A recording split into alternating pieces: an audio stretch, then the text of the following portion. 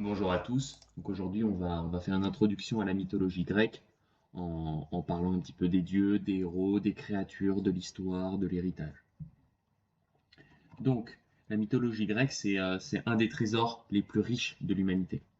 Ça désigne l'ensemble des récits, des légendes, des croyances qui ont accompagné le développement de la civilisation grecque antique, donc depuis l'école archaïque jusqu'à l'ère helléniste. C'est pas seulement une histoire, une série d'histoires fabuleuses, ça constitue une véritable vision du monde. En fait, pour les Grecs, ces mythes, ça avait une fonction double. D'abord, ça avait comme fonction d'expliquer l'univers, c'est-à-dire l'origine du monde, les phénomènes naturels, les saisons ou même les catastrophes. Et ensuite, ils servaient de fondement religieux et moral. C'est-à-dire que euh, les dieux imposaient des règles, sanctionnaient les fautes, récompensaient la piété et punissaient l'orgueil. Donc les récits, ils circulaient à l'oral bien avant d'être fixés par écrit. Donc les principales sources que l'on peut avoir, ça va être l'Homère, par exemple, avec l'Iliade et l'Odyssée, qui raconte justement la guerre de Troie et le retour d'Ulysse. Également Hésiode, notamment sa Théogonie, qui retrace la généalogie des dieux. Mais aussi toutes les tragédies grecques de Sophocle, Échille, Euripide, qui vont réinterpréter les grands mythes pour en tirer les leçons philosophiques et politiques. Donc la mythologie grecque, c'est donc à la fois une religion, une cosmogonie et également une littérature. Donc, comment, comment le monde est né? Donc, tout commence par le chaos. En fait, c'est une sorte de vide primordial, informe, sans frontières. Et de ce chaos vont naître les premières divinités primordiales. On va avoir Gaïa, qui est la terre, Nyx, qui est la nuit, Ereb, les ténèbres, et Eros, qui est le principe de désir et d'union. Gaïa va donner naissance à Ouranos, qui est le ciel étoilé, qui va devenir son époux. Et de leur union vont naître les titans, les cyclopes et les hécatonchires, qui sont des géants aux 100 bras. Mais Ouranos y craignait ses enfants et il les enferma dans le ventre de leur mère. Donc Gaïa, révoltée, poussa son fils Chronos à renverser son père. Donc armé d'une faucille, il va mutiler Ouranos et va devenir le maître du monde. Chronos va alors régner avec sa sœur et va épouser Rhea. Mais lui aussi est redouté d'être renversé par ses enfants, et donc à chaque naissance, il les avalait. Et pourtant, Rhea, elle a réussi à sauver le dernier qui était Zeus, en trompant Chronos avec une pierre emmaillotée. Zeus fut donc élevé en secret, puis adulte, il força son père à recracher ses frères et sœurs, et c'est ainsi que Héra, Poséidon, Hadès, Hestia et Déméter virent le jour. S'ensuivit donc une guerre titanesque, la titanomachie. Les jeunes dieux, conduits par Zeus, affrontèrent les titans. Grâce à la force des cyclopes et des hécatonchires, ils remportèrent la victoire. Les titans furent donc précipités dans le Tartare et Zeus installa son règne depuis le mont Olympe. Et c'est ainsi que commença l'ère des dieux olympiens. Donc au sommet de la hiérarchie divine se trouvaient justement 12 dieux olympiens. On a forcément Zeus, qui est le roi des dieux, le maître du ciel et de la foudre, qui est le symbole de l'ordre et de l'autorité.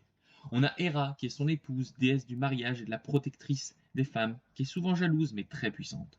Poséidon, qui est le frère de Zeus, dieu des mers, armé de son trident capable de provoquer tempêtes et séismes. Athéna, qui est née de la tête de Zeus, déesse de la sagesse, de la stratégie et de la guerre réfléchie. Apollon, qui est le dieu du soleil, de la musique, des arts et des oracles, protecteur de Delphes. Artémis, sa sœur jumelle, déesse de la chasse, de la nature sauvage et de la chasteté. Arès, dieu de la guerre brutale et du carnage, qui est souvent craint mais méprisé. Aphrodite, née de l'écume de la mer, déesse de l'amour, de la beauté et du désir. Hermès, messager des dieux, protecteur des voyageurs, des voleurs et des commerçants. Héphaïstos, dieu forgeron, maître du feu et des métaux, créateur des armes divines. Déméter, déesse des moissons et de la fertilité qui est garante du cycle des saisons. Et enfin le 12e siège varié. Parfois c'était Hestia qui était la déesse du foyer, parfois Dionysos, dieu du vin, de l'extase et du théâtre. Et donc autour d'eux gravitaient d'autres puissances. Hadès, dieu des enfers, qui règne sur les morts avec sa reine Perséphone.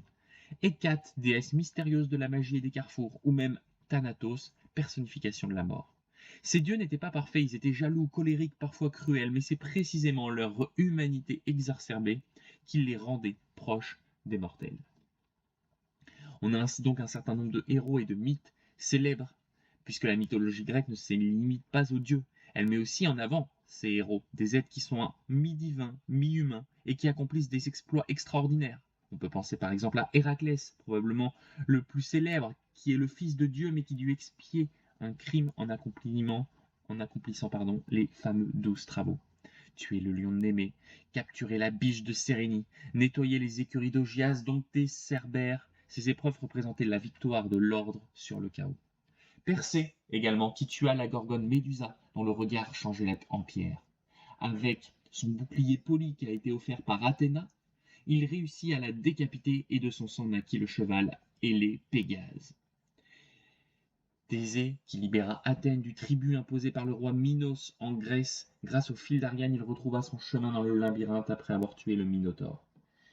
Jason partit à la conquête de la Toison d'Or avec les Argonautes. Accompagné d'héros comme Héraclès et Orphée, il triompha grâce à l'aide de Médée. Dans l'Iliade, on rencontre également Achille, le guerrier invincible, sauf à son talon, et Agamemnon, chef de l'armée grecque. L'Odyssée, elle, suit le retour mouvementé d'Ulysse qui a été confronté au Cyclope, aux sirènes et à la colère de Poséidon.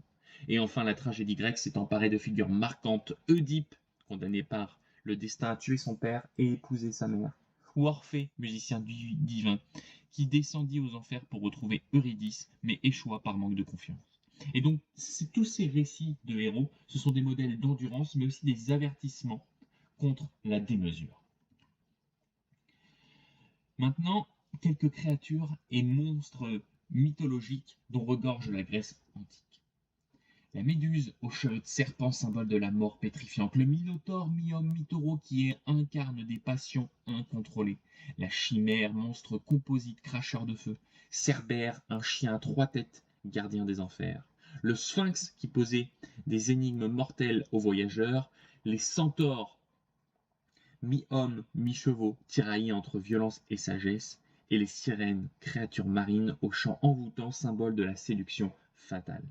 Donc tous ces monstres, ce ne sont jamais de simples obstacles. En fait, ils incarnent des peurs profondes, la mort, l'inconnu, la bestialité humaine. Donc les vaincre signifie grandir, maîtriser ses instincts et accéder à un nouvel ordre. Donc la mythologie grecque, elle explore des termes vraiment universels. D'abord le rapport entre les dieux et les hommes. Les mortels sont soumis aux caprices divins. L'hubris, la démesure et l'orgueil, c'est le plus grand danger. Ceux qui vont oser défier des dieux comme Prométhée ou Arachné vont finir châtiés. Ensuite, le grand thème exploré, c'est le destin. Les Moïres, par exemple, 3 fileuses, tiennent entre leurs mains le fil de chaque existence. Même Zeus ne peut échapper au sort fixé. Les oracles, comme celui de Delphes, rappelle que la fatalité s'accomplit toujours, souvent, de manière tragique. Le héros grec, c'est donc à la fois un modèle d'audace et un avertissement contre l'orgueil.